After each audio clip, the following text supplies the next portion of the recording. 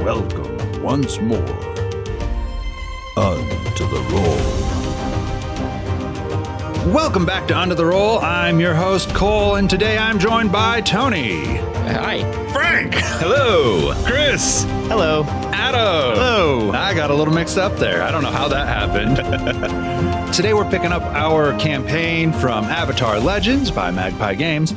Last time we went into the woods, we had our first combat, things got a little bit dicey, Dae ran away from the group, and then we had a nice little get-together chat discussion with Raan of the Tumbling Stones. And I was here for all of it. Yes, he was. And Brock faced down his nemesis and said nothing. But so we're actually going to pick up right after Dae left the group. So we're going to go back in time a little bit, and we're going to see what Dae's been up to while you guys were talking with Raan, and it'll probably go a little bit past that. So last time we saw Dae, he launched himself up and away from Juke and the tumbling stone bandits surrounding you. Juke warned him that there were tons of elite lieutenants called the Iron Vanguard in the trees. What do you do? What is your goal? What are you trying to do while you... So I think Dae, now that he's noped out of the situation, he wanted nothing to do with the tumbling stone. He wants to find the person that was throwing stones at him from the tree. I don't really enjoy the fact that someone was throwing stones at me. I'm pretty irritated by that. And where my character is right now, he's very up his own butt. So he's irritated. Like, okay, so these guys didn't want to leave with me. That's cool. I'm just going to find this person, figure out why they were throwing stones at me. So he's going to backtrack a little bit to where they were when Brock threw up the rock wall and then Mong got hit in the head with a stone. So you go back to the clearing that you sort of got ambushed in, and there's not a whole lot there. It's the exact same place as you left it maybe 10 minutes ago. You've been walking with the bandits. There's no sign of anyone coming back. Brock took the wall down, but you can still sort of see the indentations in the ground where it had happened. You can see the thick mud sort of had sunk a little bit before recongealing after y'all left. And there's obviously all the footprints. There's the signs of a scuffle, but there's also no signs that anyone had come back. Okay. I'm going to look for where the stones were coming from and remember, oh, hey, it was up in this tree. I blasted up there. I'm going to head this direction and see if I can see if they came out of the tree at some point in this direction. And if I'm not able to find anything, I want to go up into the tree and see if I can find anything on like a branch, like maybe some sort of fabric or something. Maybe I might be able to find a path that they left behind up in the trees. Okay. So like you remember, he did dart off through the trees. There's no evidence that he ever even came down from the trees. You're in a pretty thick part of the woods. As you go for a good while, you don't find anything. There's nothing to indicate he ever came down and touched the ground. So now you want to go up into the trees and check up there?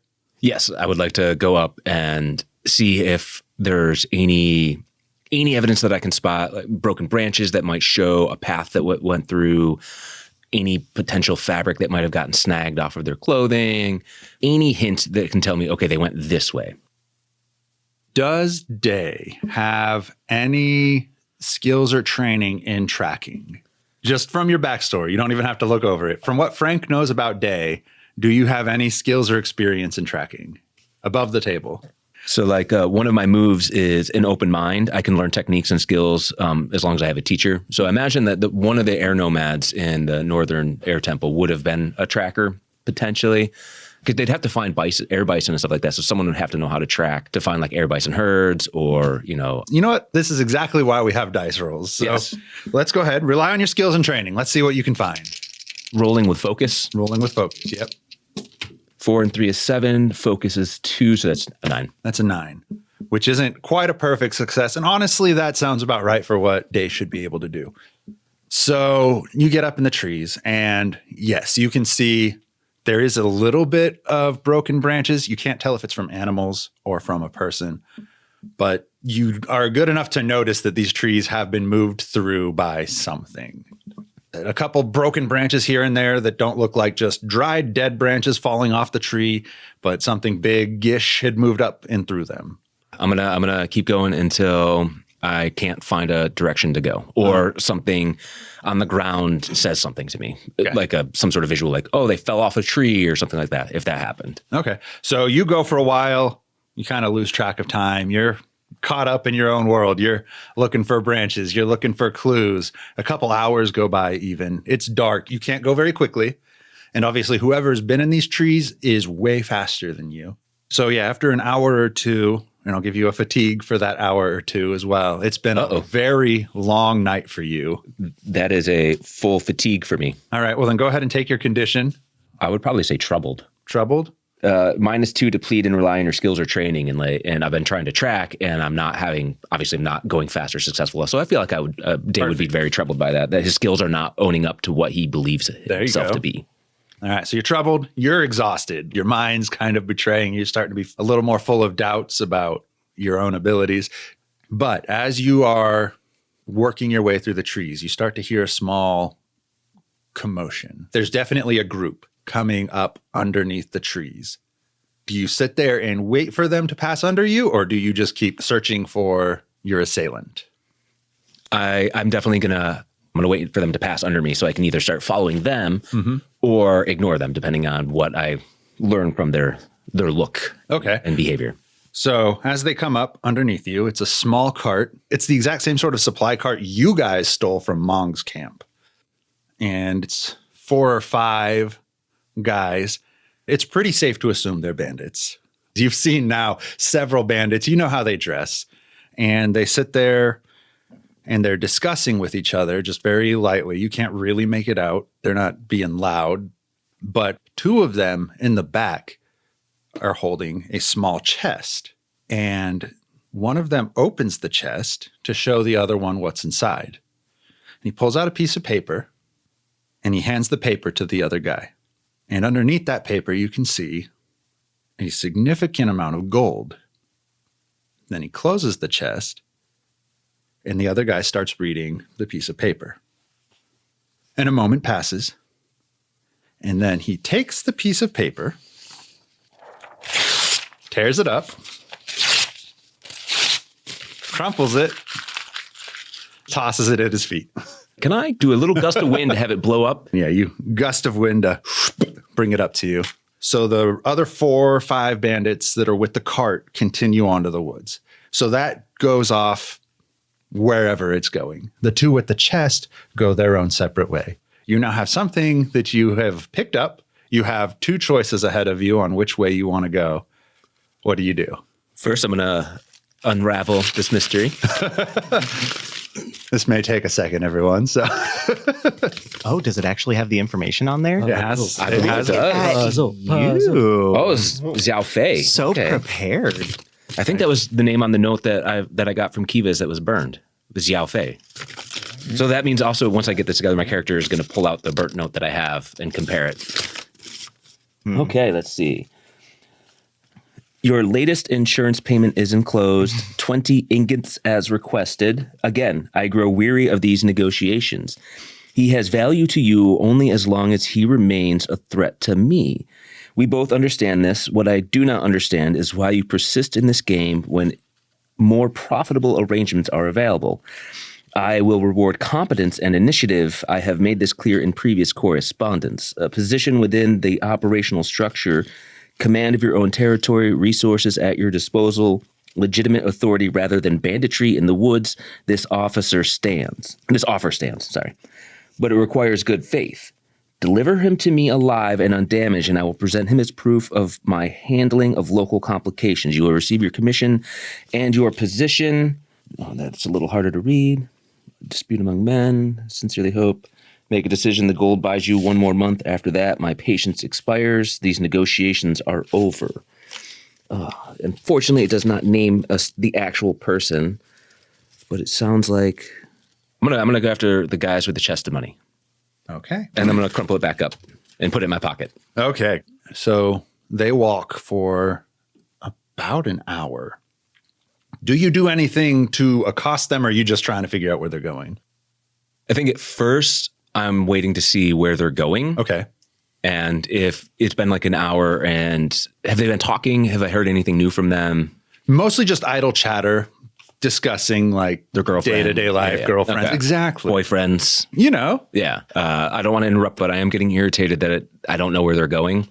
So right as you're starting to get irritated and be like, "God, I just can't get anything that I want," they come up on a camp. And it's much more rudimentary than the camp that I explained for them. Obviously, Dae doesn't know what Raan's camp looks like. Yeah. But compared to what I described Raan's camp as, this one has, instead of like a fence or a perimeter fence, it has a few like chopped down trees, like sharpened into stakes, kind of pointing out things to break, maybe like a charge if it was ever attacked. But it's so secluded and so deep in the woods. And as far as you know, so far away from anything else, it's extremely unlikely anyone would ever come across this camp on their own without knowing where they were going.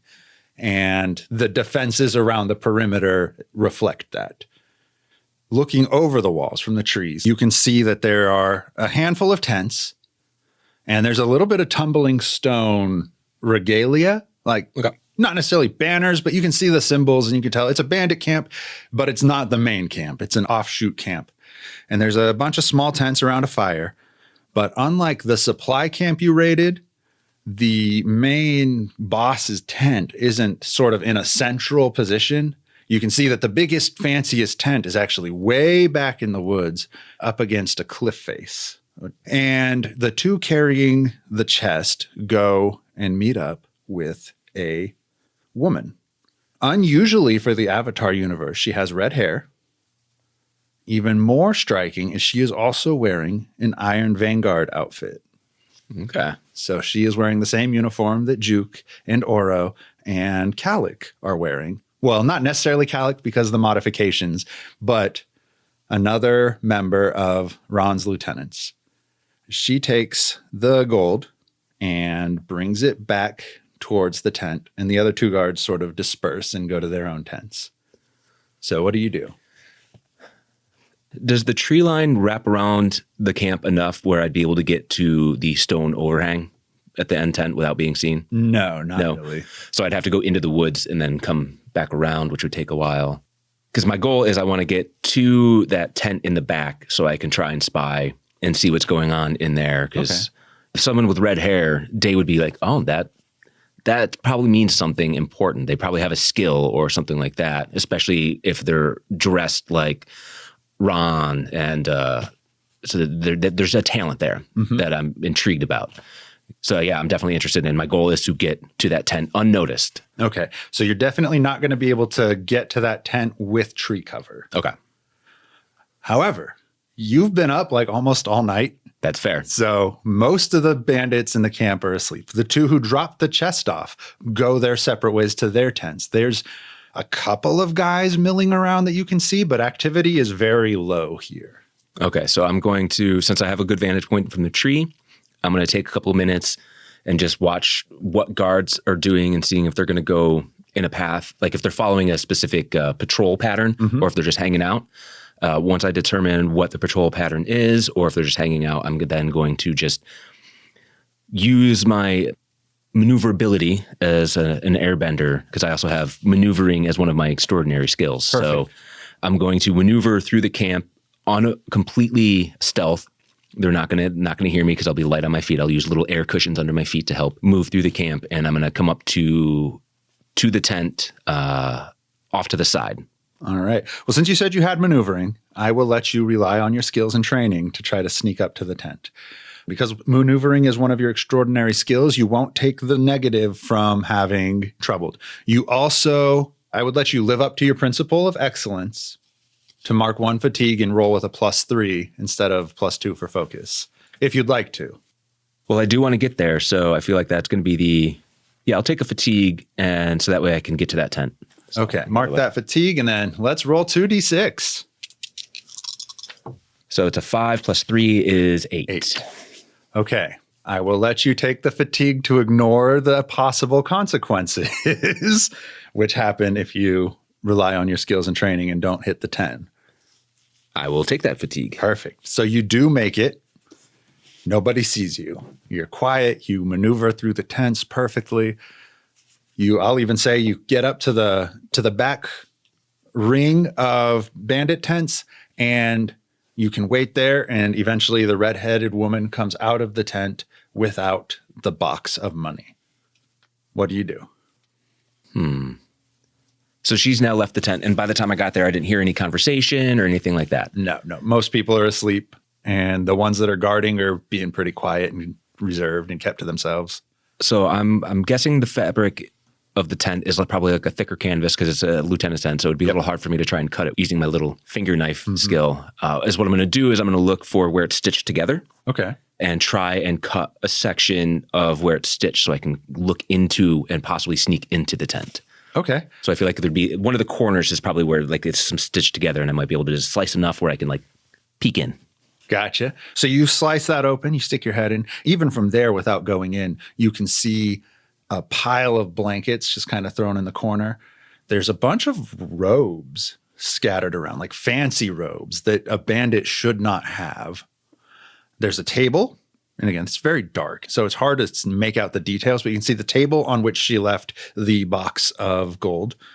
And you can see beneath that is a much larger box that looks very beat up and damaged, and it has the YIFO seal on it.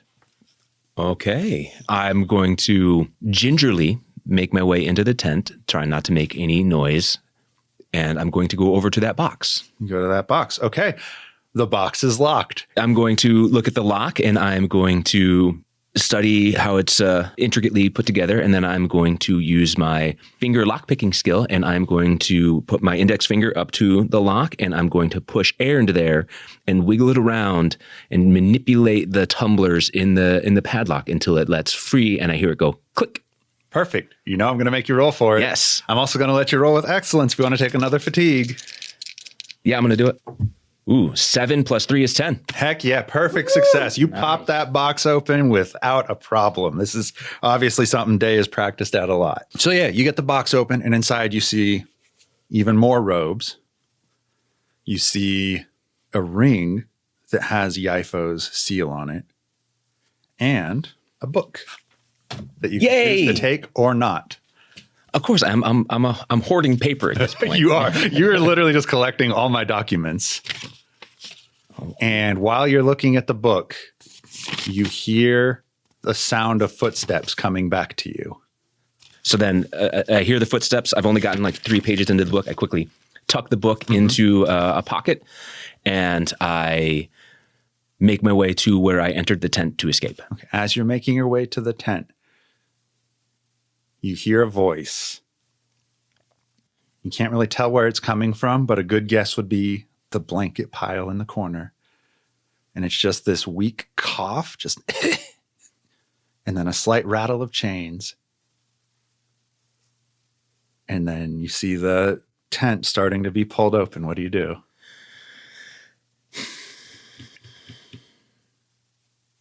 You know, I have to know who is under this blanket. I have to know. I'm going to go over to the pile of blankets and I'm going to airbend them up and off so I can see who's chained up. Okay. I'm going to tell you that if you do this, I'm going to make you push your luck. Okay. And if you push your luck, the thing I'm going to take from you is 1 excellence point. Okay. You will be removed from the scene if you do this. So if I do this and I succeed, I'm off balance no matter what. Yes. But on a 10 plus, your boldness pays off despite the cost. And I will tell you another lucky opportunity that you get. Or you can leave and try to get answers later. Oh, you know what? I think Dae is arrogant enough where his instinct is he's just going to push his luck. He's going to go for it. Okay. Yes. I love it. I was hoping you would. Me, Frank, I'm like, no, I need to leave. Like I would leave, but no. Dae is like, no, I'm too good. Nothing can touch me. Oh, please, for the love of God. 7. Oh. 7. Well, he said roll with passion. Do you? I have no bonus to passion. Okay. If this was rolling with focus, I would have gotten up to 9. You know, I'm going to let you do. This is your one last chance to use your +3. Take another fatigue. I am going to take another fatigue. Excellence gives you a +3. It puts me at 10. Okay. Here's exactly what happens. You lift the blankets. There's nothing under there. But as you're sort of turning away, you see the back flap sort of lifts up as the front one opens. That air pressure differential kind of makes it flap a little bit more than when you would just cut it open. and you can sort of vaguely see for half a second underneath it a rough outline silhouette of somebody kneeling in a cave. And then 3 pairs of hands grab you and drag you away. Okay. And I'm out of the scene. You're out of the scene. The scene is over. Dae Zaya has been captured by the tumbling stone. Oh, man. So when you get pushed off balance, losing your balance. If your balance shifts past the end of your track, you lose your balance. You obsess over that principle to a degree that's not healthy for you. Yeah, you literally saw someone was coming in. So that consequence has already been played out. Afterward, when you've had some time to recover and recenter yourself, shift your center 1 step towards the principle you exceeded, clear all your conditions and fatigue, reset your balance to the new center. So the next time we find Dae Zaya, he will have no more fatigue or conditions. He will be at a +1 excellence, and his new center of balance, instead of being 0, is permanently at +1 excellence. So honestly, not a bad way to get your stuff reset for you, but in a very precarious situation. Yeah, I've been captured. You get to sit and listen to everyone else now for a little while. So that's a wrap on Dae's chapter. We come back to the camp. And now we're going to do a Lungdrol chapter. So we are in our tent. You guys are sleeping. It was a really nice tent. He's true to his word. Good dude. Well, I mean, as good as somebody can be for the type of stuff he's doing.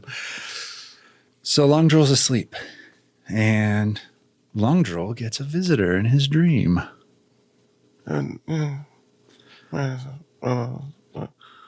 Oh, Lungdrol, it's been too long, Lungdrol. Grandpa? Yes, Lungdrol, Lou, good to see you again. Come, have tea with me. It's so good to see you, Grandpa. I've missed you, my boy. Missed you too. How have you been? Oh, I've been all right. It's a struggle right now, trying to get people to follow your teachings, but Well, sit. Okay. And he, as you sort of become aware of the dream, things start to fade into being, and you realize you're up on a mountaintop. And he has a little table in front of him with a little teapot and 2 cups ready to go. And the sky is beautiful and it looks amazing, except it's kind of green tinted, almost like the Matrix color filter they do. Just the greens are really pulled out and the clouds are green.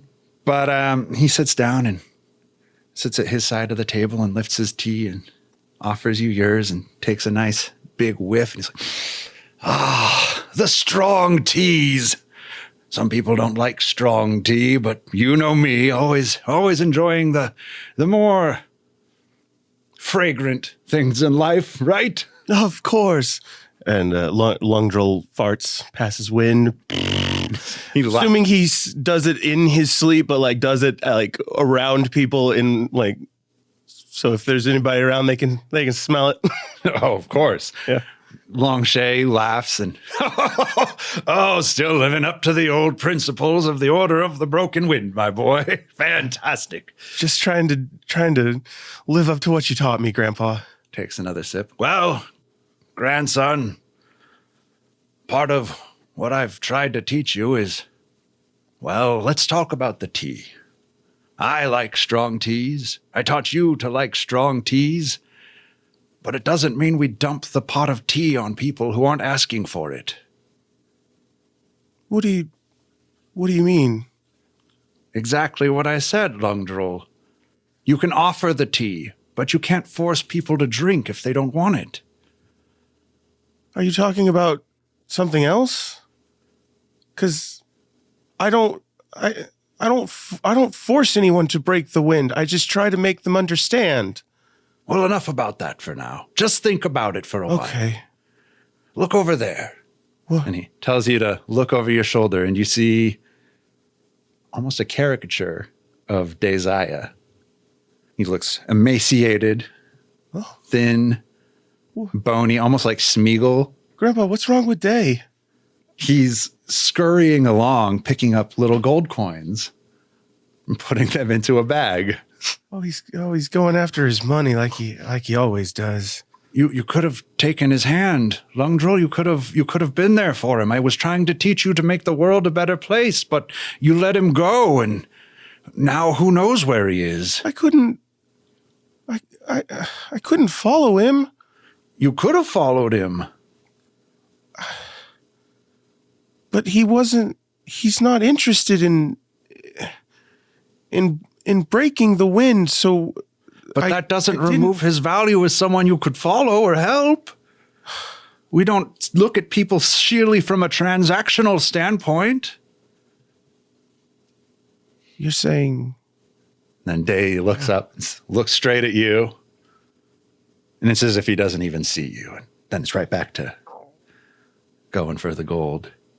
Grandpa, is it too late for me to help him? You can't help him here. But it's never too late to help the ones you care about. Look over there. And he points over, and you see Kallik. And another caricature of Kallik. Instead of just having like a longish kind of scruffy beard, it's poof, all the way out. Just Yosemite Sam length mustache with a beard to match. And it's just bristly and nasty and gross. And the bags under his eyes are sinking so low. And he's got grayed hair, the stress gray hair. And he's carrying a backpack. And his backpack's like 3 times bigger than he is. And he looks around, and he goes and picks up a piece of trash, and he puts it in his bag, and his bag just grows. And he's struggling to walk under the weight of this bag, but he keeps picking up trash and putting it in his bag. And then he comes across a little flying boar, a little baby flying boar, and he picks that up, puts it in his bag. Got Marcel. And that's when the weight becomes, he drops to a knee, and he keeps trying to walk, and he falls forward, pinned under the weight of everything on his back. Oh no, Grandpa, does Kallik, is he taking on too much? Kallik's taking on so much, and we're all adding to the load. You could be there spreading the joy. You could take some of that load off for him. You can't be part of the burden. Help alleviate it. That's what the Order of the Broken Wind is about. Alleviating the burdens. Relieving the burden. Oh. Yes, relieving the burden. There's a reason I taught you. You come up with just the right words, Lungdrol. Oh. Relieving the burden, not releasing the burden. Perfect, yes. Oh, grandfather. And then you just feel little tremors in the ground, as if the whole mountain is shaking. Oh, whoa! What's and like what's that? And then is that Brock? We zoom out, and the mountain itself has Brock's face. Great. And he's got Brock's big ol' suns out, guns out arms, and they're folded, and he's drumming his fingers across his tricep. And every time he does it, it shakes the entire mountain. Whoa! Whoa. Go. And your friend, Lungdrol, he's as much a danger to himself as to you. He needs to be helped and guided, and it can't just be through farts. You could be there to help everyone. And at the rate we're going, he's going to lose himself. And then that arm that's tapping comes up, and Brock's comical face, like almost annoying orange kind of face on the mountain, gets real mad. And the hand comes down and crushes across you and Longshay. And then you wake up. Ah! And it's morning in the tent. Kallik and Brock are standing there talking about the events of the night before. Yeah, I had a great sleep. I just kind of like get up and I'm like stretching out and stuff. Just kind of trying to get ready for the day. And I look over at Lungdrol and see he's probably... How do you wake up? I definitely started awake, and I'm kind of staring at you two, and I got kind of big eyes, and I'm just kind of looking between the two of you and not saying anything. Just trying to tell if I'm awake or not. Lungdrol, you okay, buddy? You excited for the mission? Yeah. No, I had a weird dream is all, I guess. Oh. Do you want to talk about it? Not right now. All right. Okay. I'll reach over and just like put my hand on your shoulder Be like, you can talk to us at any time. Just let us know, man. And I pat your hand with my hand, and I say, thanks. Yeah, of course. And I don't fart. What? Oh. I just kind of turn to Kallik. So, we need to figure out, do we want to go along with what Raan has, proposed? I don't think we have a choice right now. We did agree to the mission with Oro of all people, and this could stay between us, when we do this mission, if it comes down to someone else getting hurt, we stop them. Yeah. And I will say, Oro is the one that burned down my village. That's him? Yeah. So, it's kind of why I didn't say okay? a lot. No, I'd really like to kill him. Do you want to stay behind? No, I need to go with, and I need to make sure that if something does happen, I can help you, both of you, we can restrain him or whatever we might need to do. And then I'll kind of take this story moment to change my adversary to Oro. Okay. You can change your adversary anytime you mark a condition or at the end of each session when you do choose an appropriate goal, and the GM will shift your balance to match your new adversary and your new goal. Shift my balance twice. And you are at +2 force. Yeah, baby. Well, I'm not going to shift you off and take you out of the scene, Oh, that's true. but I will push you to +3 force. Sorry, purists. Brock has changed his adversary to Oro. And we'll just keep talking. That was kind of, Yeah. yes, I think we need to.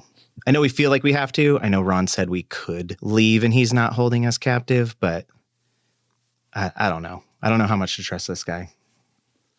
And as you guys are discussing, you just hear from outside of the tent, Kallik, come here. You sleep in way later than you used to.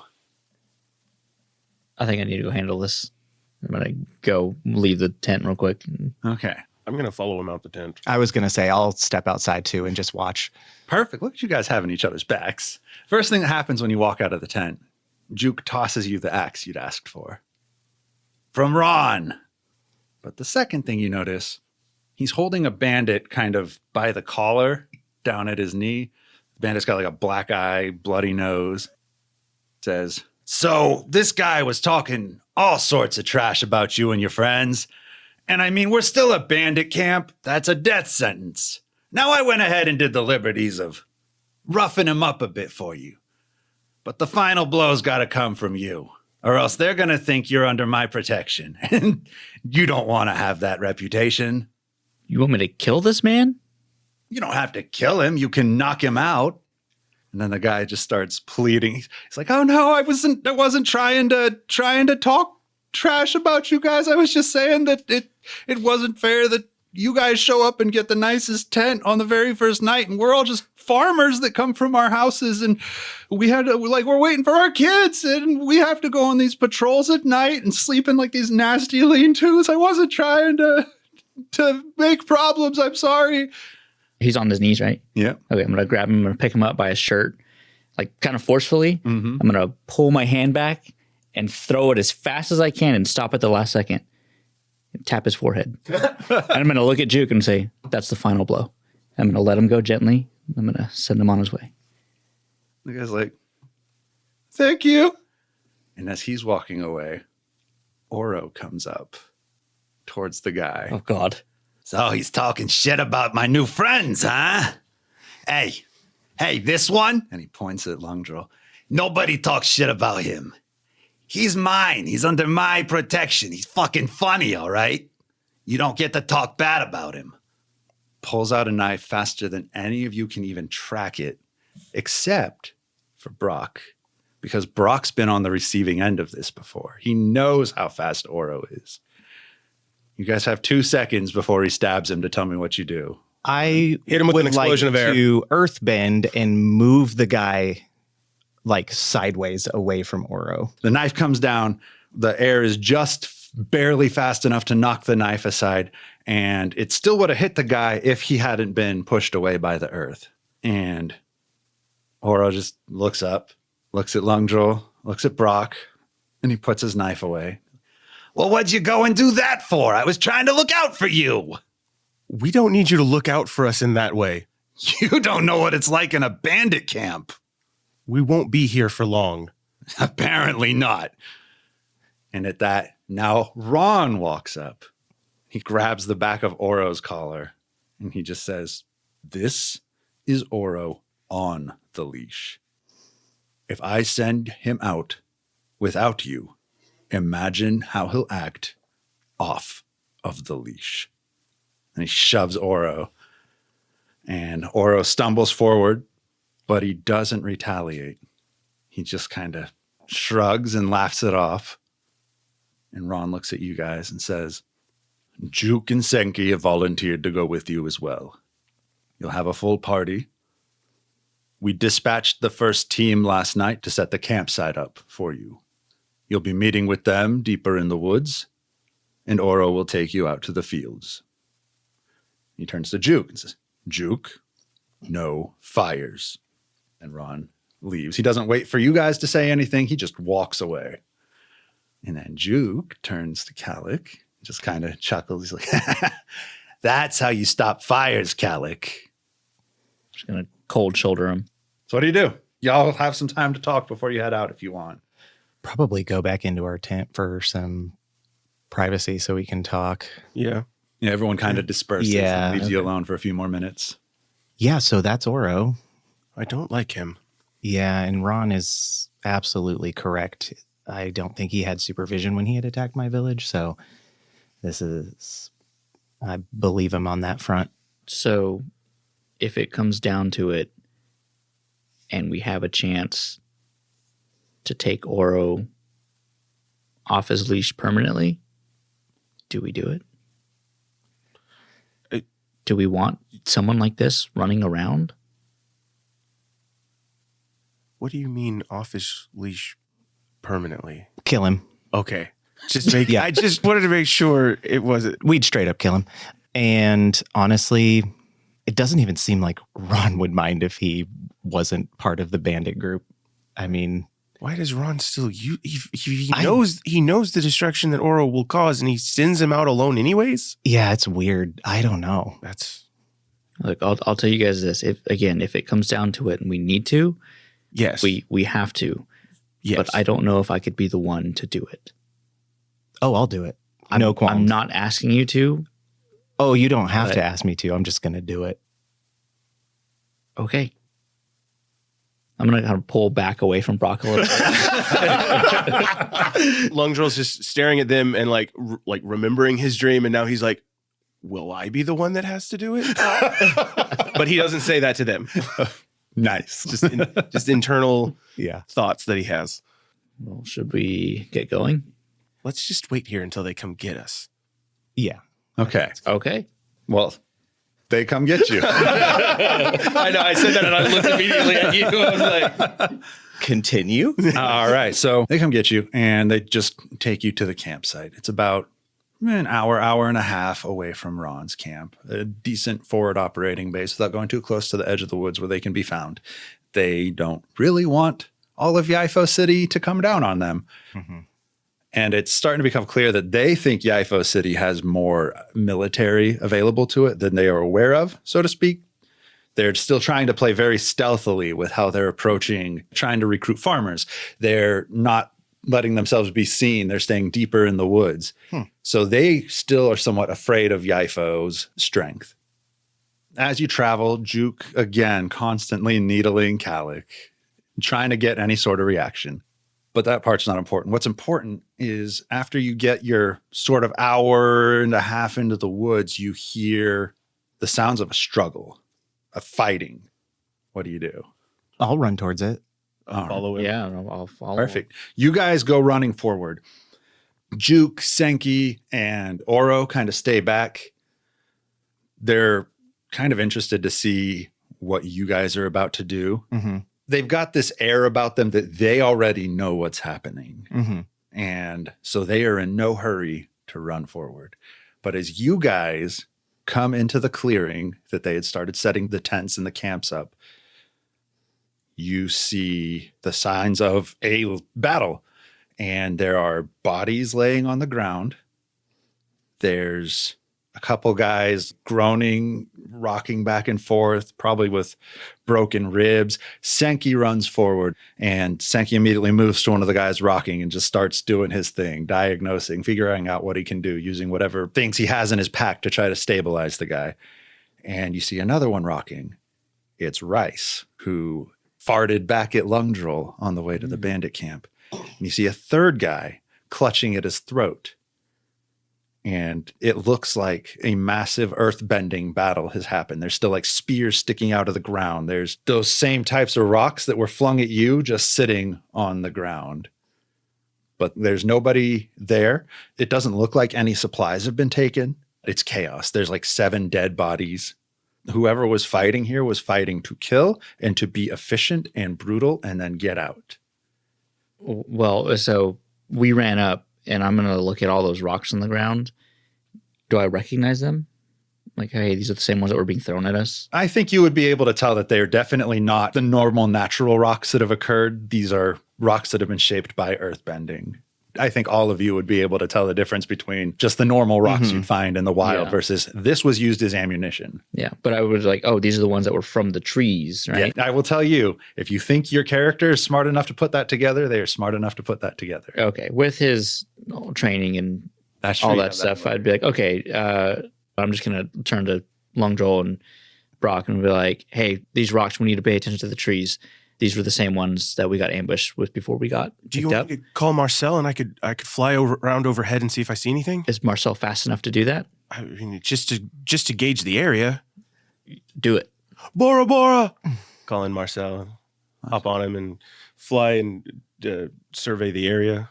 Hold on, I think I can do that with. Well, it's fine. As soon as you get up, remember, Marcel's not very fast. Yeah, so just I'm not like trying to hunt them down. I'm just looking around the area, see if I see a trail or anything. More importantly, you're not fast enough to outrun ammunition that gets shot in your direction, which is exactly what happens. Oh, no. A rock comes up. Do I see the rock? Are you looking down at the campsite or looking out into the woods? Like I think I'm looking. I'm not looking where we just came from. I'm looking in the You area don't see around the it. rock. Okay. The rock comes from behind you then. Okay. You're high enough up that it's not able to be accurate. You know this guy can hit a temple from the trees. You know he can hit you square in the chest from the trees. With how precise all of the brutality on the ground was, you know he's very accurate. But you're moving. You're in the air. He's in the trees. The most important piece of information there is that he is in the trees and he is nearby. Would they have been able to see? They're probably watching you, so they see where the rock comes from. It does hit Marcel in the leg, like right in the butt, back leg. I'm like Marcel, and then we try and fly down to safety so that my All right, doesn't get hurt again. Perfect. Shall see where that came from? Yeah, that's what I was going to ask too, was trajectory wise. Well, he doesn't give you much time to think about it. He jumps out of the trees and starts engaging with you guys. He's wearing like a cloak. He's got a hood covering his face. It's very Batman almost. Like he's literally coming in, attacking very, like I said, efficiently, brutally. Blue Spirit. Blue Spirit, yes, very Blue Spirit. If we're doing the in-universe, yes. Yeah. Except he's being a little more vicious than that even. Rocks, little spike pillars. He, again, very quick. As soon as his foot hits the ground, a rock spike is shooting at Kallik. So I'll pretty much try to engage with him first because I can at least try and protect most of the team by like hitting the side of a spike and like crumbling it before it hits anyone. Just kind of using defensive earth techniques where like it won't reach to Kallik or anybody else. Awesome. So you're getting defensive. You're protecting your friends, your teammates, your group. But as soon as he sees Brock break the pillar coming towards Kallik, he stops and he pulls his hood down. Brock? What are you doing here? And this is a boy named Tovin. 3 years ago, Brock's village was destroyed by Oro and Raan in the tumbling stone before they became what they are today. As far as Brock knew, there were no survivors. He knows Tovin from 3 years ago when Tovin was only 9 years old. And now Tovin is 12, running through the woods, brutally executing anyone he thinks is a bandit. And now he thinks Brock is one of them. What are you doing here, Brock? You're a bandit? First of all, Tovin, how did you even survive? I couldn't find anyone when I went back to the village. Where did you go? I ran. That's all we could do. A few of us ran. There's still a few of us out there. Really? They're not here with me, but they've moved on, I think. Okay. Here's the deal, Tovin.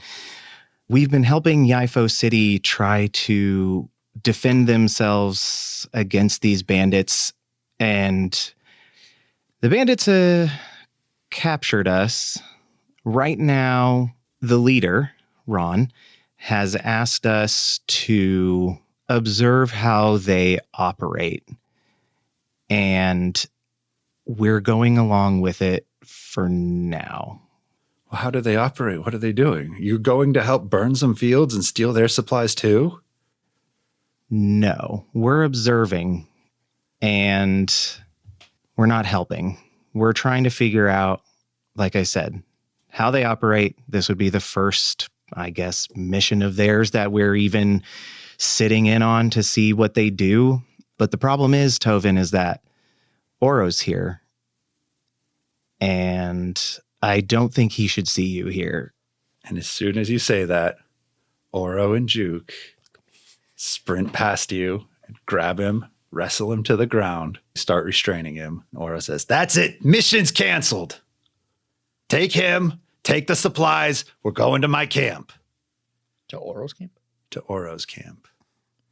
I kind of look at you two. I'm like, we should probably comply right now and go along.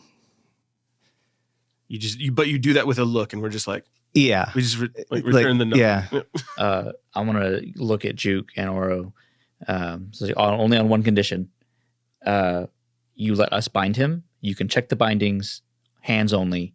You don't need to touch him. We'll take care of him. Oro gives you a look, and it seems like he's about to protest and not allow this. But Juke steps in first and actually says, "Okay." Okay. Oh, thank God. And then I guess we can use whatever we have, cloth or whatever. I could just do some like Like the hand earth cuffs or whatever on him. As soon as you do that, they say, "No, Oh yeah, he's he is an an earthbender. earthbender. You're not going to. You gotta do it with ice. I was trying to be nice. I was gonna freeze him. I was just gonna I don't know, tie his hands behind it. It's just hog tie him and I'll throw him over my shoulder. All right, so you're going to go do the hog tie and carry? Okay. Yeah, I'll just fucking carry him. Okay. He's a 12-year-old. I got it. Well, good, because if you didn't do that, Oro was about to start making some threats. Now he doesn't have to. So the small group of bandits that were with them start loading up whatever supplies they can. And you guys start moving north into the woods once more, leaving the camp behind. And Sankey helps gather up the wounded, takes some of the supply carts and lays the wounded across it. And they start taking everyone to Oro's camp. And as you already guessed, sure enough, you come up on a little camp deeper in the woods after a couple hours with very rudimentary defenses. Just a few sharpened stakes, ready to break charges as they happen from enemies that don't exist.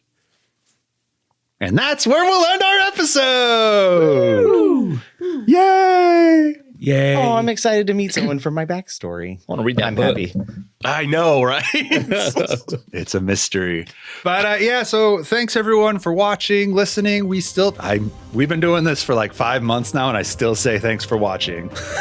Thanks everyone for listening. It's good to have y'all here with us week after week, 2 week after 2, bye week after bye week. I don't know. It doesn't Each fortnight. matter. Yeah, there you go. On a fortnightly basis.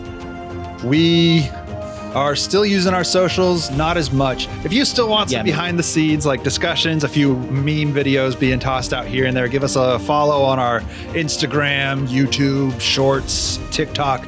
We are pushing videos to there every once in a while. Tony animates real meme level quality stuff. It's hilarious. You guys will love it. Don't forget, we are now live on untotheroll.com, where you can come and check out and access all of our episodes in one place, and links to our socials as well. Hey, that's perfect. Yeah, thank you. Yes, Frank set up our untotheroll.com. We have a website now. Woo! So go look at that. It's cool. We're still setting it up. It's a work in progress, but it's ours, and we love it anyway. Indeed.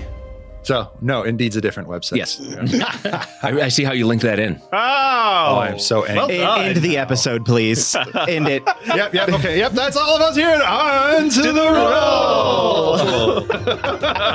MySpace